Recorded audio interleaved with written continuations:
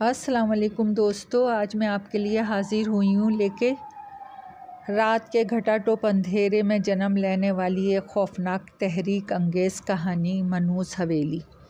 जब एक दफ़ा बिजली ज़ोर से कड़की और रोशनी पैदा हुई तो मुझे वो शख्स अपने आगे सड़क पे जाता हुआ नज़र आया। इसे देख के मैं चौंक उठा। बारिश मूसलाधार हो रही थी और रात का अंधेरा पूरी तरह छा चुका था। बादल रह रहे के गरज रहे थे। ये कौन था जो इस वक्त यूँ सड़क के किनारे पैदल ही चला जा रहा था? बारिश की वजह से मेरी कार की हेडलाइट्स भी ज़्यादा दूर तक काम नहीं कर रही थी। मैंने तो अपनी मजबूरी के तहत इस मौसम में सफ़र कर रहा था। मैं यहाँ अपने एक क्लाइंट से मिलने आया था। इस वक्त मौसम खासा खुशगवार था। हल्के बादल छाए हुए थे मगर बारिश की तौफीक कोई नहीं थी। कारोबारी मामलात हल करने के बाद जब मैंने वापसी को शाम का इरादा किया तो इस वक्त ये बादल कदरे गहरे हो चुके थे। मेज़बानों ने मुझे रोकने की मगर कल सुबह मुझे दूसरी पार्टी से मिलना तय था, इसलिए आज रात ही मैं घर वापस पहुंचना चाहता था। ये तंग सी सड़क जिस पर मैं इस वक्त सफ़र कर रहा था पहाड़ के साथ साथ बल खाती हुई ऊपर की तरफ जा रही थी। इसके बाद इसने नीचे वादी में उतरना था। अपने अंदाजे के मुताबिक आधी रात से पहले घर वापस पहुंच सकता था। बारिश का पानी ऊपर की तरफ सड़क पे बहता हुआ नीचे आ रहा था, इसलिए कार को संभालने में काफ़ी दुश्वारी हो रही थी। तेज़ हवा चलने की वजह से सड़क के साथ ढलवान के ऊपर उगे हुए दरख्तों पे यूं खौफनाक अंदाज में लहरा रहे थे जैसे अभी कार के ऊपर आन गिरेंगे।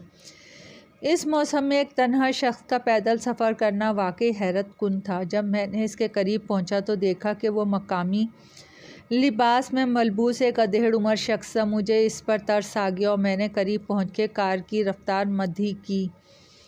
बूढ़े ने मुड़ के कार की तरफ देखा। इसके कदम भी सुस्त पड़ने लगे। मैंने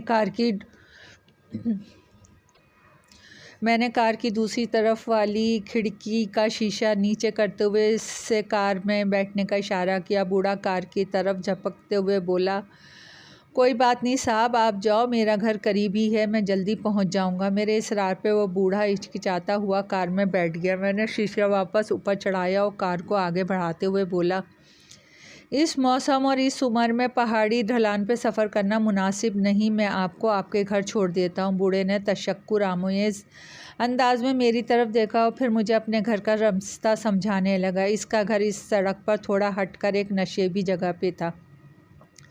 सड़क से उतरने के बाद जब मैंने कार को जेली रोड पे मोड़ा तो सामने ही एक घर का हेवला नज़र आने लगा। मेरा ख्याल था कि कोई छोटा सा घर होगा, मगर मैं देखकर हैरान रह गया कि वो तो कदीम तर्ज की तामीर की किलानुमा एक हवेली थी। वो अपने बुलंद व बाला दीवारों और ऊंचे बुर्जों की वजह से बहुत पुरहैबत लग रही थी। शायद इस हवेली के बाहर कभी छोटी सी एक चार दीवारी भी होगी जो अब वक्त के हाथों बर्बाद हो चुकी थी। इसका अंदाज़ा मुझे इसकी बाकियात से हुआ। घर के सदर दरवाजे के सामने एक पोरिज बना हुआ था। मैंने वहां कार रोकी। बूढ़ा कार से निकला और घर के दरवाजे की तरफ बढ़ा। मैंने भी कार मोड़ने की तैयारी शुरू कर दी।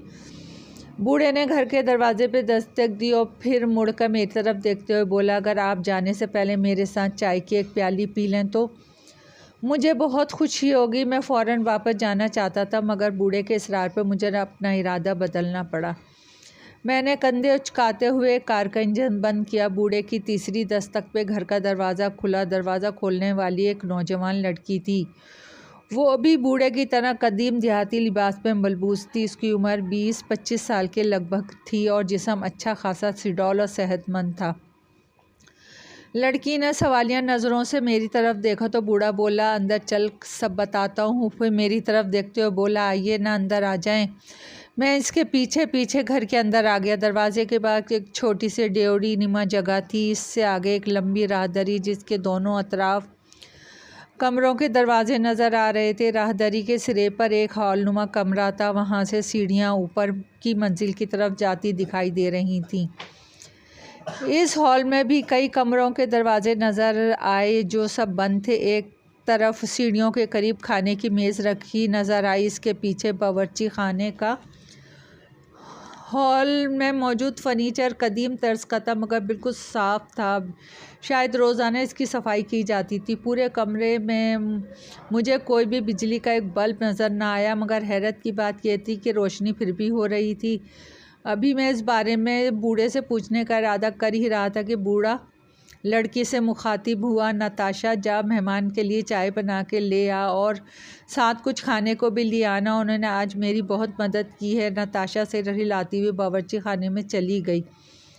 बूढ़ा मुझे एक कुर्सी पर बैठने का इशारा करते हुए खुद भी एक कुर्सी खिसकाता हुआ इस पर बैठ गया और मेरी तरफ देखते हुए कहने लगा, यह मेरी बेटी नताशा है, मेरा नाम खादिम है। यहाँ से कुछ फासले पे एक गांव है, मैं वहाँ एक ज़मींदार के यहाँ मुलाजमत करता हूँ। आज मौसम की ख़राबी की वजह से काम सिमटते हुए देर हो गई।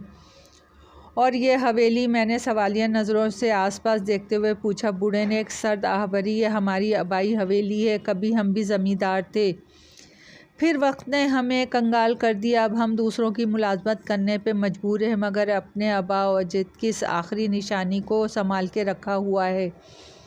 इसके बाद बूढ़ा खादिम अपने गीला लिबास तब्दील करने ऊपर अपने कमरे की तरफ चले गया। मैं हाल का जायज़ा लेने लगा। जब खादिम वापस आया तो इसी वक्त नताशा चाय की ट्रे उठाए वहाँ आ गई। चाय का कप मेरे सामने रखते हुए इसने एक बार नज़र उठाकर मेरी तरफ देखा। इसकी आंखों में हिन्नी जैसी मोटी मोटी थी। मैं मिस्री शायरों जैसी कशिश और तीखापन था। जूँ ही मेरी नज़र इसकी नज़र से टकराई, मुझे एक लम्हे के लिए यूँ लगा जैसे मेरे पूरे जिस्म में करंट दौड़ गया हो। हैरत की बात थी कि जब मैंने यहाँ आया था तो ने एक बार भी नताशा को बोलते नहीं सुना था। कप रखने के बाद जब वो पलटी तो इसके सडोल जिस्म ने यूँ बल खाते हुए अंगड़ाई ली कि मेरे दिल धड़क उठा। मैंने घबरा के बूढ़े खादिम की तरफ देखा कि कहीं इसने मेरी चोरी पकड़ तो नहीं ली, मगर वो चाय की चुस्कियाँ ले रहा था।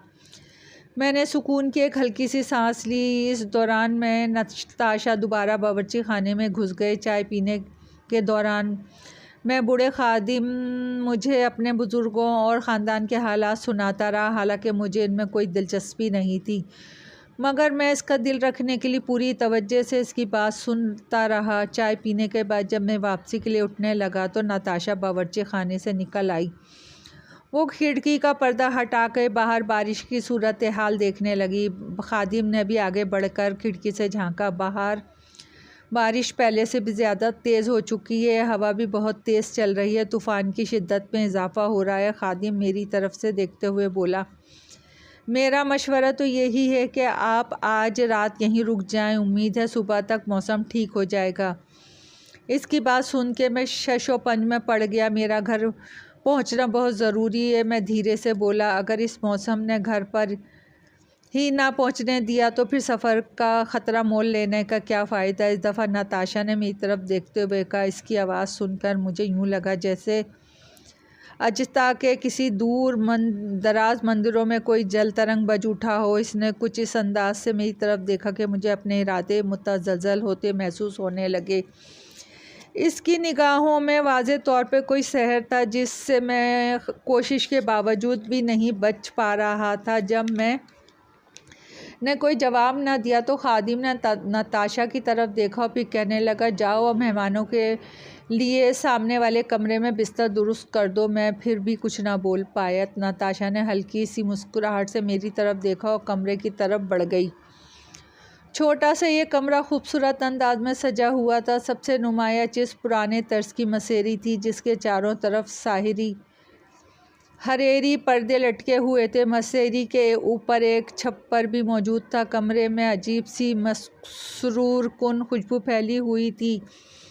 एक कोने में 2 कुर्सियां पड़ी थी। सबसे हैरत अंगेज़ बात यह थी कि मसेरी के साथ पड़े मेज़ पे एक छोटा सा रोशन लैंप रखा हुआ था। हालांकि बाहर हॉल में मुझे ऐसी कोई चीज़ नज़र नहीं आई। नताशा मुझे इस कमरे में छोड़ के खुद बाहर निकल गई।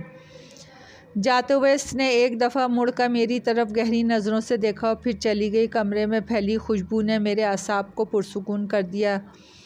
आरामदा मसेरी देख के मेरी आंखें ख्वाब आलूद होने लगी। मैंने दरवाज़े को अंदर से बंद किया और कपड़ों की कैद से आज़ाद होने लगा। बिस्तर में घुसते ही मैंने लिहाफ अपने ऊपर खींच लिया और लैम्प का बटन बंद कर दिया। कमरे में घुप अंधेरा छा गया। मेरी आंखें भी बंद होने लगीं और जल्दी मैं नींद की वादियों में उतर गया। अभी आंख लगे शायद थोड़ी ही देर हुई होगी कि मुझे यूं लगा जैसे कोई नादीदा जिस्म मुझ पे हावी होता जा रहा है। मुझे किसी के नर्म होंठ अपने ऊपर महसूस होने लगे। ये अभी तक मुझे यूं महसूस हो रहा था मैं कोई ख्वाब देख रहा हूँ, मगर फिर अचानक मेरे पूरे वजूद हवास बेदार होने लगे। किसी ने मुझे पूरी तरह अपनी गिरफ्त में लिया रखा था।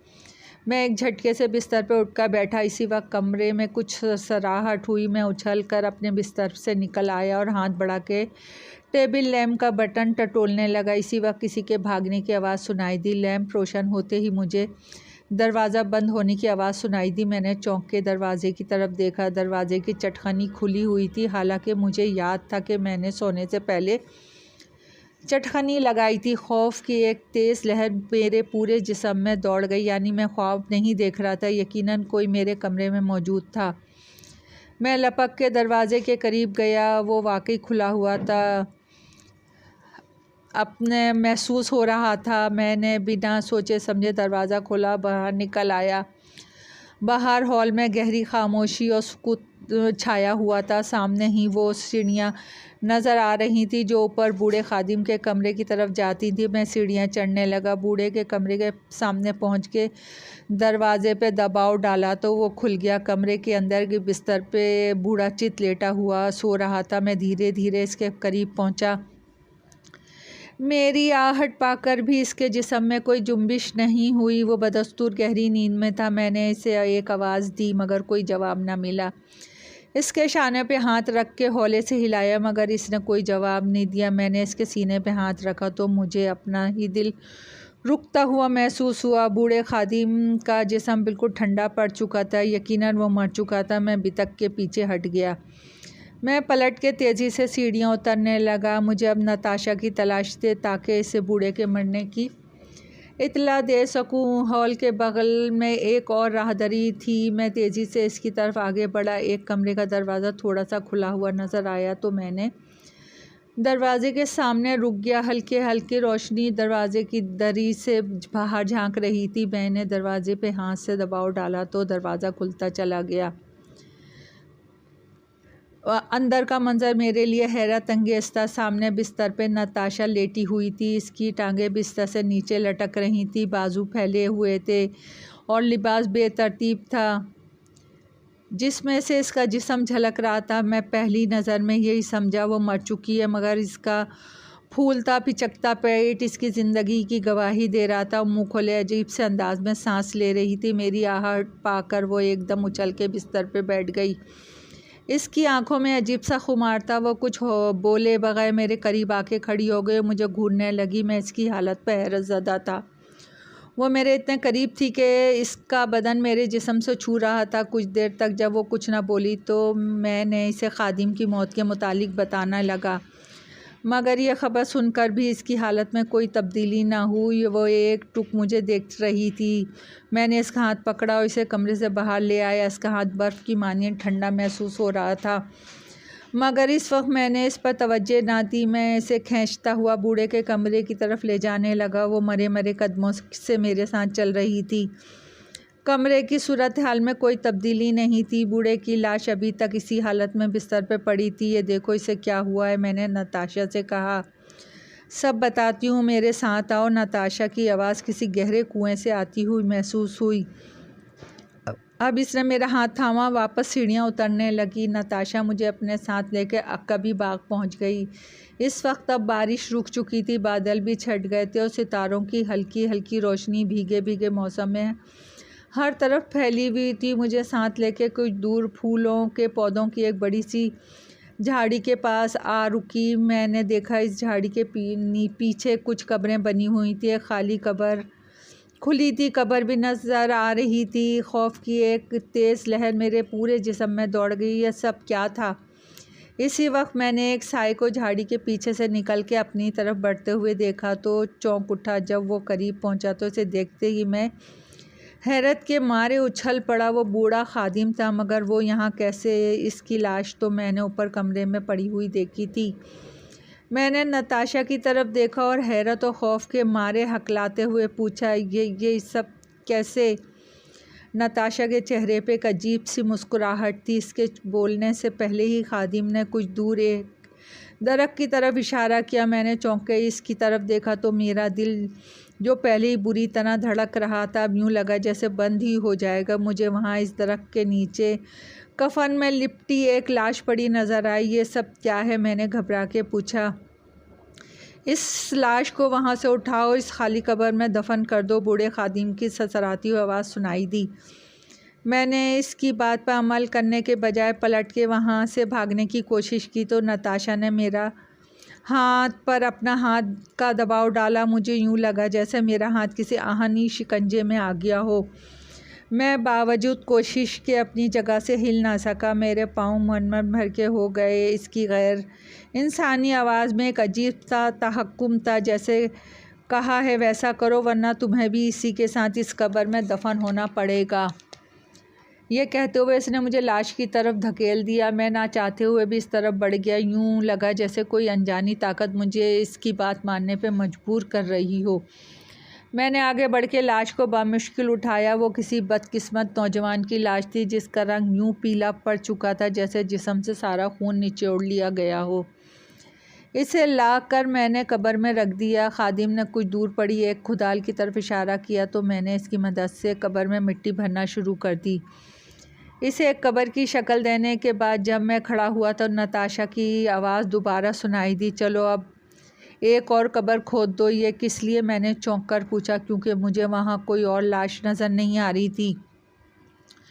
तुम्हारे लिए, बूढ़े खादिम ने हंसते हुए कहा तो खौफ के मारे खुदाल मेरे हाथ से छूट गई। मेरे लिए? मैं तकरीबन चीख उठाता। हाँ, तुम्हारे लिए, नताशा ने अजीब सी खरखराती हुई आवाज़ में जवाब दिया। मगर तुम इस वक्त इसमें उतरोगे जब हम कोई नया शिकार मिल जाएगा। इसकी बात सुन के मैं खौफज़दा हो गया। शिकार का क्या मतलब है?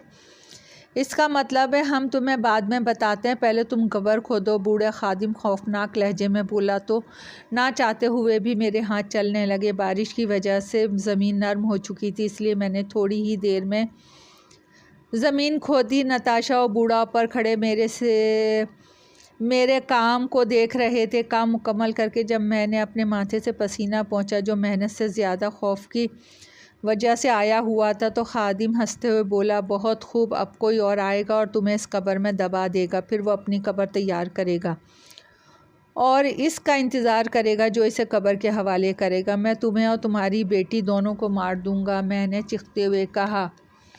मेरी बात सुन के बूढ़ा खादिम एक बार फिर बुलंद कहकहा लगाते हुए बोला, क्या पिद्दी और क्या पिद्दी का शोरबा। नताशा मेरी बेटी नहीं बल्कि मेरी शागिर्द है और हम दोनों पिछले 1500 साल से ज़िंदा हैं। इसकी बात सुनकर मैं हैरत के मारे उछल पड़ा। वो दोबारा बोला, हम दोनों ने अपनी उम्र बढ़ाने के लिए एक मखसूस अमल किया था जिसमें मामूली कमी रह गई। इसका नतीजा ये हुआ कि हमें तवील ज़िंदगी तो अता हो गई, मगर मेरी ज़िंदगी नताशा की ज़िंदगी से मशरूत है। अब जब तक नताशा ज़िंदा है मैं ज़िंदा रहूँगा। नताशा को अपनी ज़िंदगी बरकरार रखने के लिए जवान इंसानी खून और अपने जिस्म को जवान रखने के लिए एक नौजवान की ज़रूरत होती है। ओह, तो इसीलिए तुम किसी न किसी नौजवान को शिकार बना के नताशा के हवाले कर देते हो? मैंने पूछा। खादिम ताज़ा कब्र की तरफ इशारा करते हुए बोला, ठीक समझे, ये भी एक ऐसा ही नौजवान था। जब ये नताशा के काम का नहीं रहा तो फिर तुम मिल गए। जब कोई और मिल जाएगा तो तुम अपनी इस कब्र में चले जाओगे और वो अपनी कब्र खोद लेगा। तुम सिर्फ अपनी ज़िंदगी बरकरार रखने के लिए इंसानों जानों पर जुल्म करो। मैंने चीख कर कहा, कैसा जुल्म? खादिम मुस्कुराते हुए बोला, मौत। ज़िंदगी मौत के पीछे हो, मौत ज़िंदगी के। जब हमारा शिकार अपना खून और जवानी से महरूम हो जाता है तो फिर हमें इसकी ज़रूरत नहीं रहती। इसकी मौत किसी और की ज़िंदगी बन जाती है। तुम मुझे यहाँ नहीं रोक सकते। तुम्हारा पाला शायद अभी तक सिर्फ कमज़ोर लोगों से पड़ा है। मैंने अपने खौफ पे काबू पाते हुए कहा। बूढ़े खादिम ने मुस्कुराते हुए गहरी नज़रों से मेरी तरफ देखा, फिर कब्र के किनारे बैठते हुए कहने लगा, एक मर्द चाहिए जितना भी बहादुर हो, इसकी सबसे बड़ी कमज़ोरी शबाब होता है। तुम भी चंद ही दिनों में नताशा के आती हो जाओगे। ये तुम्हें नशे की तरह लग जाएगी और फिर तुम किसी काम के नहीं रहोगे। शायद कुछ अरसे बाद नताशा के काम के भी ना रहो। फिर हम कोई नया शिकार तलाश करेंगे। अचानक मुझे ख्याल आया और मेरे रोंगटे खड़े होने लगे। मैंने खादिम से पूछा, मगर वो क्या था? मैंने तुम्हारी लाश तुम्हारे कमरे में देखी थी। मेरी बात सुनते ही खादिम हंसने लगा। दरअसल नताशा कई दिन से भूखी थी। वो बेताब होकर जल्दबाजी में तुम्हारे कमरे में घुस गई, लेकिन तुम्हारी आँख खुलने की वजह से इसे वापस भागना पड़ा। जब तुम इसके पीछे लपके तो मुझे तुम्हें डराने के लिए सब करना पड़ा। मैं अभी तक कब्र के अंदर खड़ा था और इसके कंधे पर खादिम बैठा हुआ था, जबकि नताशा इसके करीब ही खड़ी अपने कूलों पे हाथ रखे गहरी मुस्कुराहट से मेरी तरफ यूं देख रही थी जैसे शेर अपने शिकार को फंसाने के बाद मुतमईन अंदाज में इसकी तरफ देखता है। इसी वक्त मुझे एक ख्याल सूझा। मैंने हाथ बढ़ा के नताशा की पिंडली पकड़ी और इसे तेज़ी से कब्र के अंदर घसीट लिया। मेरे इस अचानक वार से वो संभल ना सकी और सीधी कब्र के अंदर गिरती चली गई। मैं एक झटकाई देकर एक तरफ हो गया, मगर फिर भी वो मुझे से टकराती हुई नीचे गिरी। नताशा ने संभलने के लिए खादिम का सहारा लेने की कोशिश की। वो चूँकि लापरवाही में बैठा हुआ था, इसीलिए वो भी लड़खड़ा गया और कब्र के अंदर नताशा के साथ ही गिरता चला गया। मैंने फ़ौरन अपने पाँव खादिम के जिस्म पे रखे और एक जस्त लगाते हुए कब्र से बाहर निकल गया। कब्र में इतनी जगह ना थी कि दो जिस्म इसमें समा सकते, इसलिए इन दोनों को संभलने में थोड़ा वक्त लग गया। मुझे बस इतना ही वक्त चाहिए था। मैंने खुदाल उठाई और फिर मेरे हाथ तेज़ी से चलने लगे। दोनों चीख रहे थे और बचने की कोशिश कर रहे थे, मगर मैं इनके ऊपर मुसलसल मिट्टी फेंकता चला गया।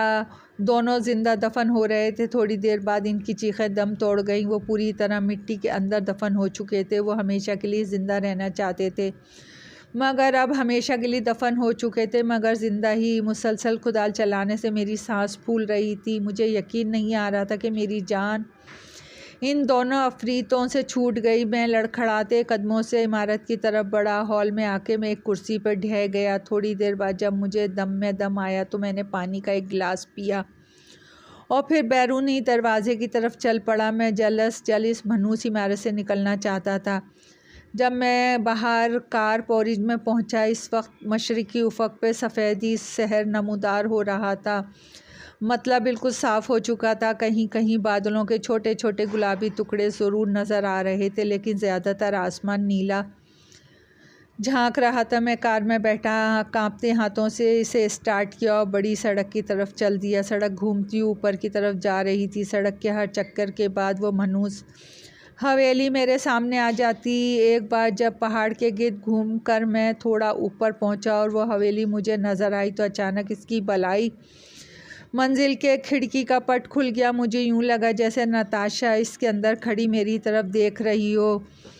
स्टीयरिंग पे मेरे हाथ कांप कर रह गए। कार एक दफ़ा लहराई, मगर मैंने जल्दी से इस पे काबू पा लिया। एक नज़र सड़क की तरफ देखकर कार का रुख सीधा किया और फिर लाशऊरी तौर पे दोबारा हवेली की तरफ देखा, मगर अब खिड़की बंद थी, वहाँ कोई ना था। मैंने कार के एक्सीलेटर पे अपने पाँव का वज़न बढ़ाया और तेज़ी से इस मनहूस खूनी हवेली से दूर जाने लगा। दोस्तों, कहानी पसंद आए तो लाइक और सब्सक्राइब कीजिएगा। आपकी दुआओं की तलबगार।